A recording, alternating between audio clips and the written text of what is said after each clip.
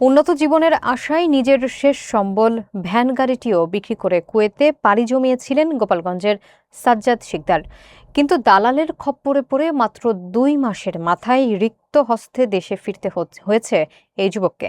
সেখানে কর্মসংস্থান তো দূরের কথা, উল্টো মানসিক নির্যাতনের শিকার হয়ে মানবেতর দিন কাটাতে হয়েছে তাকে। ওয়াসিম মিয়ার প্রতিবেদনে থাকছে বিস্তারিত। গোপালগঞ্জ সদর উপজেলার চর শুক্তাইল গ্রামের আনোয়ার শিকদারের ছেলে সাজ্জাদ শিকদার গত ২৬ আগস্ট অনেক স্বপ্ন নিয়ে পাড়ি জমিয়েছিলেন মধ্যপ্রাচ্যের দেশ কুয়েতে। অভাবের সংসারে সচ্ছলতা ফেরাতে নিজের উপার্জনের একমাত্র মাধ্যম ভ্যান গাড়িটি বিক্রি করার পাশাপাশি আত্মীয়স্বজন এবং চড়া সুদের ঋণ নিয়ে ভিসার টাকা জোগাড় করেছিলেন তিনি। তবে কুয়েত বিমানবন্দরে পৌঁছানোর পর থেকেই শুরু হয় তার দুঃস্বপ্ন।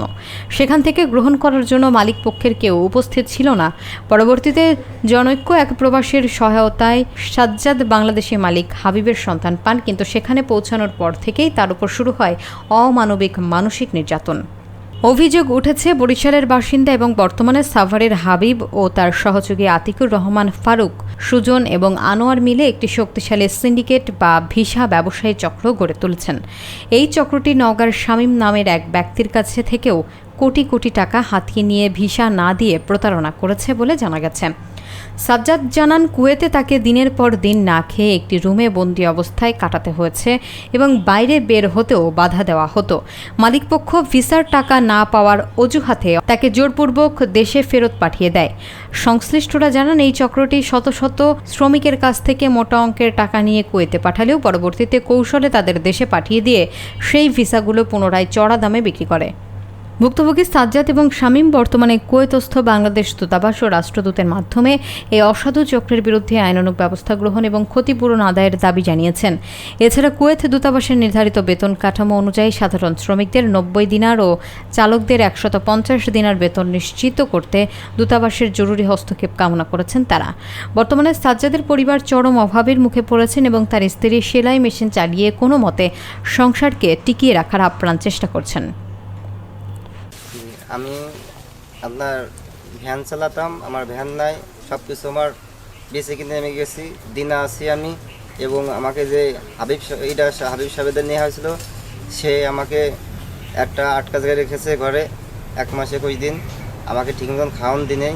আমি টাকা দিয়েছি ৮ লাখ হার ক্যাশ, এবং আপনার বলেছিল যে ওখান থেকে লোক তাকে বলছিল যে এর আকামাটা করে দাও, আমি যে কোনো আমরা ব্যবস্থা করে দিই। তার সেই কথা শুনে আমার শুনিনি, ব্যাক করে দিয়েছে আপনার হাবিব সাহেব। ১ মাস ২১ দিন পরে ওখান থেকে ব্যাক করে দিয়েছে। কামনা করতেছি আমার কথাগুলো শোনার জন্য, এবং কুয়েত অ্যাম্বাসিডার যিনি আছেন তার কাছে আমার হাজারো সালাম। আমি একটা রিকোয়েস্ট করতেছি কুয়েত অ্যাম্বাসির কাছে। আমি প্রতারণার মাধ্যমে আমি অনেক ক্ষতিগ্রস্ত হয়ে গেছি। কুয়েতের সুজন নামের একটা ছেলে এবং ফারুক এবং মেহেদি, এই ৩ জনে আমার কাছ থেকে জাল ভিসা দিয়ে অনেক টাকা পয়সা নিছে। মোটামুটি ৭০ থেকে ৭২ লক্ষ টাকা নিছে বিভিন্ন অ্যাকাউন্টে। এবং যে সময় আমি কুয়েতে ছিলাম, ওই কুয়েত থাকা অবস্থায় ৬,০০০ দিনার নিছে। এখন তারা আমার মোবাইল ধরতেছে না। আমাকে এতগুলো টাকার মধ্যে অলরেডি ভিসা শুধু দিছে ২টা, ঠিক আছে, অলরেডি ভিসা ২টা দিছে। এখন আর আমার সঙ্গে যোগাযোগ করতেছে না। আমি মানুষের চাপে আমার একরকম পালায়া দেশের বাইরে আসতে হচ্ছে। মানুষ অনেকভাবে চাপ দিতেছে। আমি কুয়েত অ্যাম্বাসিকে বলবো, আমি একজন বাংলাদেশি হিসাবে এবং কুয়েত অ্যাম্বাসির কাছে আমার রিকোয়েস্ট, আমাকে এই জন্যে কিছু হেল্প তারা করবে। আমার কাছে সুজনের আকামা আছে, মেহেদির আকামা এবং পাসপোর্ট দুটোই আছে, এবং যেগুলো অ্যাকাউন্টে তারা টাকা নিয়েছে সেগুলো রিসিপ্টগুলো আমার কাছে আছে। যদি কুয়েত অ্যাম্বাসি আমাকে কোনো রকমভাবে একটু সাহায্য করে, তাহলে কুয়েত অ্যাম্বাসির কাছে আমি সারা জীবন কৃতজ্ঞ থাকব। এরা ৩ বাটপারে আমাদের এলাকা এবং কুয়েতে যারা আছে আরও বন্ধুবান্ধব, তাদের কাছ থেকেও টাকা পয়সা নিছে। আমি অলরেডি আগে আমার ভিডিও ছাড়ছি মেহেদির সুজনের সঙ্গে কথা বলার সময়, সে ভিডিওটা আমার ফেসবুকে দেওয়া আছে, ঠিক আছে। আর আমি কিছু বলতে চাই না, আমার এতটুকু নিবেদন যে কুয়েত অ্যাম্বাসি আমাকে যথেষ্ট পরিমাণ হেল্প করবে। আমি কুয়েতে ছিলাম আল জাজিরা কোম্পানিতে, ঠিক আছে। আসসালামু আলাইকুম।